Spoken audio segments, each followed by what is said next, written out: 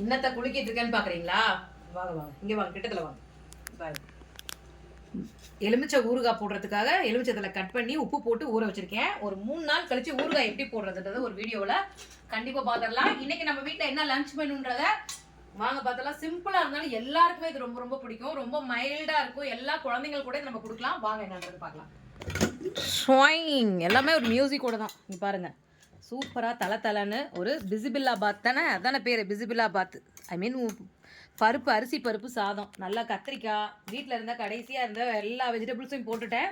கொஞ்சம் பட்டாணியும் ஆட் பண்ணியிருக்கேன், சுண்டல், கருப்பு சுண்டலையும் ஆட் பண்ணியிருக்கிறேன்.